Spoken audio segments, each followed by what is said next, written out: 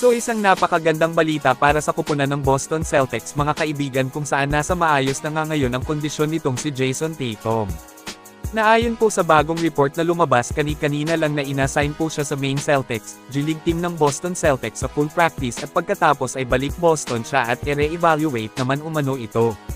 At dito na malalaman kung kailan yung balik ng Celtics superstar may usap-usapan na around March yung target niyang pagbabalik.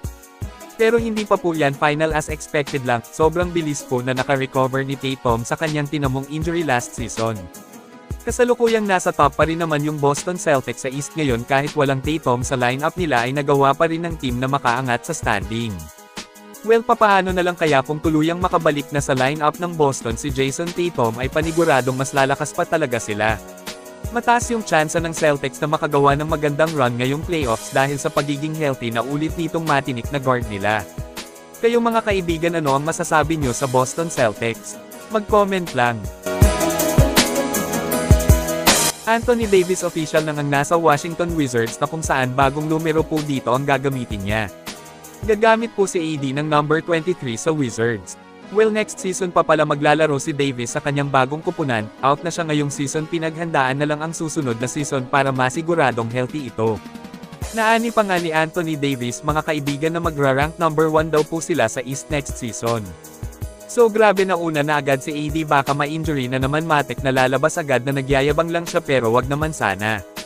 At kung titingnan natin ang lineup ng Washington Wizards ay masakit din talaga sila sa mata, na kung healthy ang lahat sa susunod na season ay posibleng gagawa talaga sila ng malaking ingay sa liga na gaya ng sinabi ni AD. Kayong mga kaibigan naniniwala ba kayong kayang mag number 1 sa Eastern Conference ang lineup na ito ng Wizards next season? E-comment lang. Samantala napapansin po natin na isa sa bumubuhay sa opensa at depensa ng Golden State Warriors ngayon ay itong bench nilang si Ge Santos. Kung saan simula nang mawala si Jimmy Butler sa team ng Dubs ay biglang ingay naman ang pangalan ni Ge. Well dati pa naman na magaling na talaga siya sure yung galawan nito at may pambihirang tirada rin. Stats na rin ang nakakapagsabi kung gaano kalaki ang impact niya sa GSW ngayon. Nasa mga hindi pa nakakaalam sa last 5 games ni Santos na nilaro sa Golden State ay nag-a-average po siya ng 15.6 points per game on shooting 68% sa field. Kahanga-hanga na ang stats na ito para sa isang bench player mga kaibigan, kung mapanatili pa ni Ge Santos ang ganitong kataas na numero sa mga paparating pa nilang mga laban.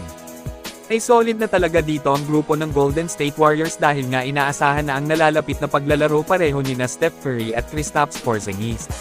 Ito panoorin po natin kung paano gumagana ngayon si Ge Santos sa Warriors.